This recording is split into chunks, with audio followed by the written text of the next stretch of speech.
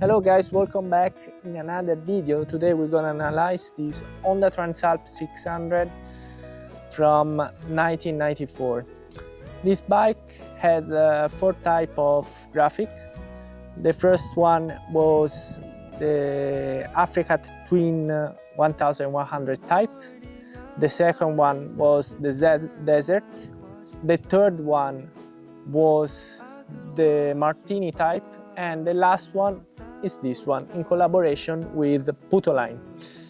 So today we're gonna analyze the parts that we made it from Goffi workshop and the parts I installed on this bike to tune it up and make it better. So what you are waiting, let's go to check it out. The first upgrade that I've done it are the bart tubeless wheel. I wanted to feel safe on the road, and I wanted to have also a reliable bike concerning the wheels and tires. So what I've done it is I send the hubs to Bart factory or Bart tubeless, and they powder coat the hubs.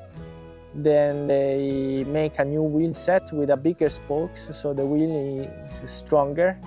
They don't use your old rims, but they upgrade your rims with the XL rims, which are the best on the market, in my opinion. And then they put a polymer over the spokes.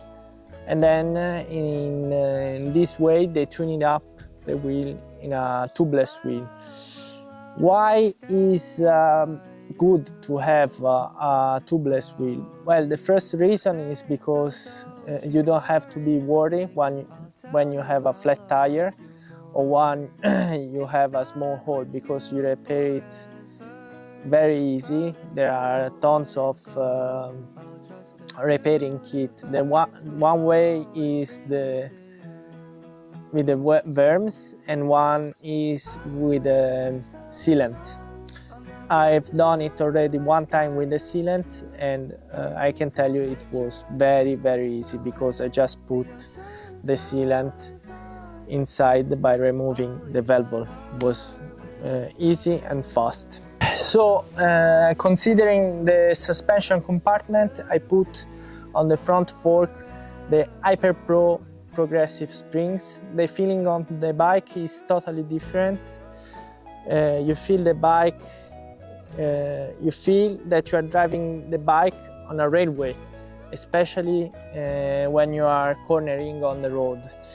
The same feeling you can have also on the gravel roads, but you won't solve the problem of bottoming down. I also add 50 millimeter of oil on the fork, but it didn't change that much. But is a tip that I suggest to everybody, to put 50 millimeter more inside and a couple of spacer. It might make the bike a little bit smoother. Of course, the progressive springs it helped more, and considering the cost is not that huge, because if you want to put a new fork, you might spend over 500 euros for a used one. Regarding the back part, the rear shocks, I put Hyperpro, which is very good because you don't need to service that often, but it depends also where you are riding and the weight that you are loading. So far, in my opinion, is very good on off-road and on the road, because even I load it or even I ride fast, it doesn't bottom down and it doesn't bounce. If you have an old Transalp, probably if you never service the rear shocks, you might need to service the rear shocks. It costs around 150 euro or even more sometimes.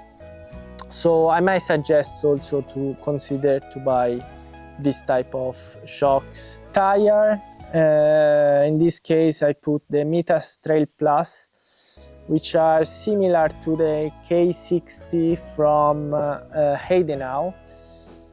So I just bought it because the price was cheaper, and so far are great because you have a good grip even in wet condition on the paved road, and you have a quite good grip on the gravel roads. Are weak for sure on the mud. When you go in a muddy road, you go left and right, you spin left and right the back of the bike, but it's normal because the tires are made more for the street and not for the off-road.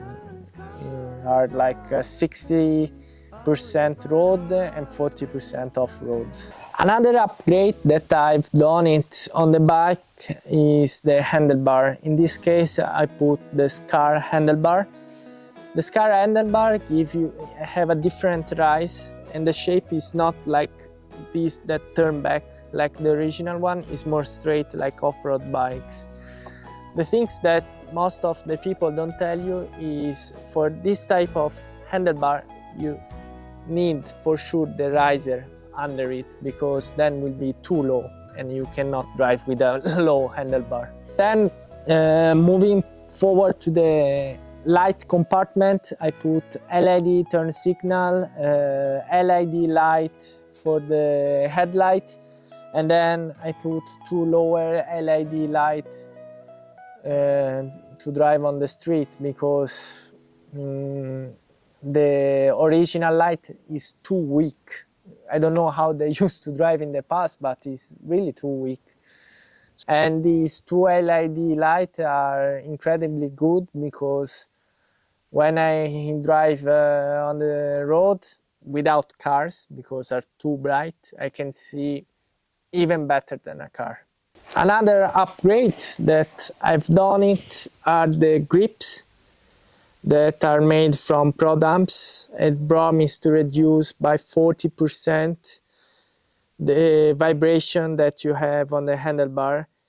And these grips are good especially for the people that have an old bike or they mostly ride off-road, so you avoid the arm pump. And just for the look, I put the HRB's hand guards, quick release tube from the fuel, then the foldable mirror, then I have the unbreakable or the foldable brake lever and clutch lever.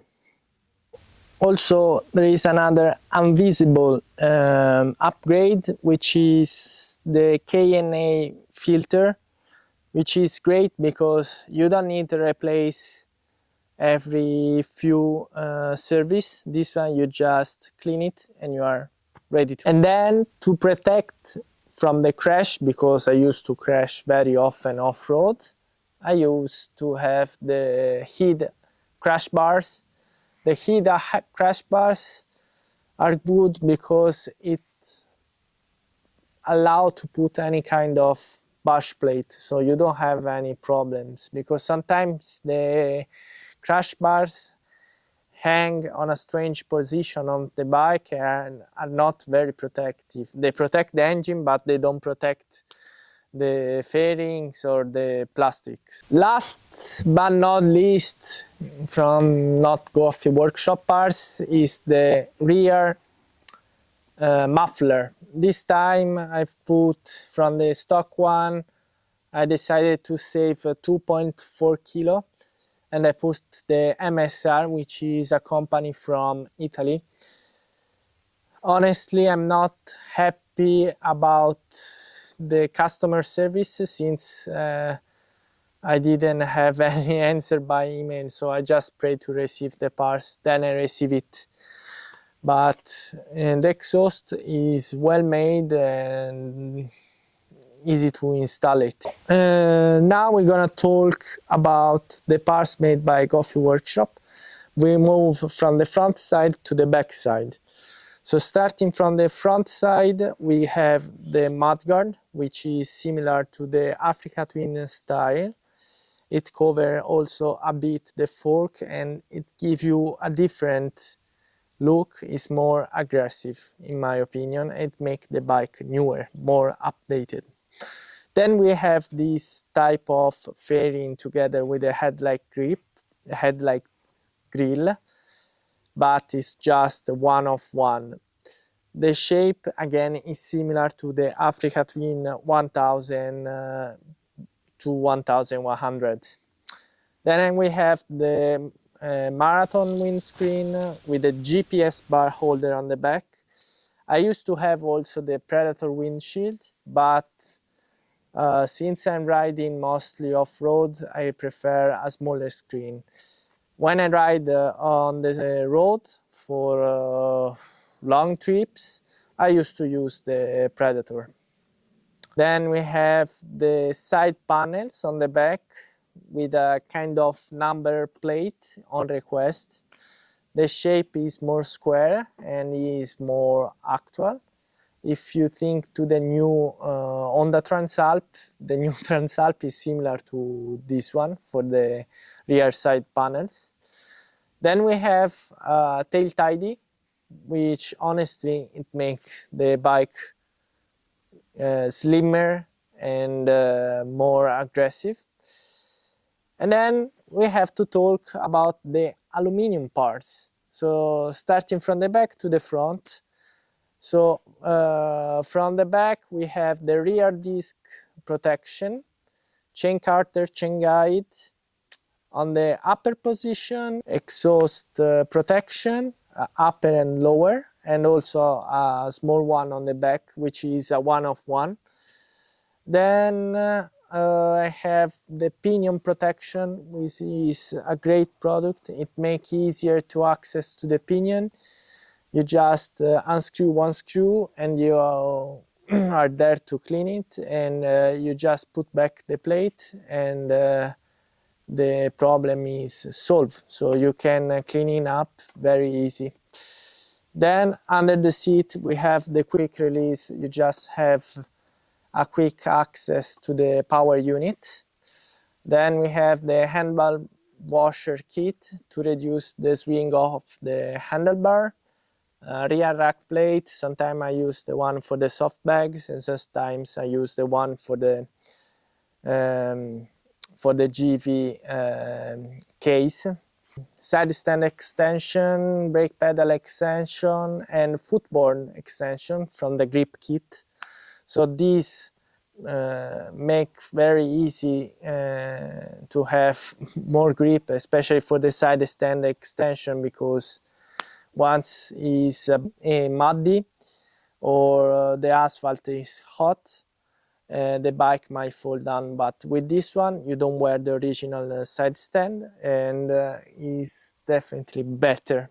The bush plate 4mm TIG welded, which is very strong. I'm very proud of this product because it protects the oil filter, it protects the frame very well. I've heard a lot of people using the plastic one or putting a metal plate on the bottom and then ruining the bike. So in this case, consider to get one if you are planning to go on a trip, because a person like Martin Ryder completely smashed the bike on the bottom, but he came back to Italy, but at the least he came back and the bike and the engine are safe.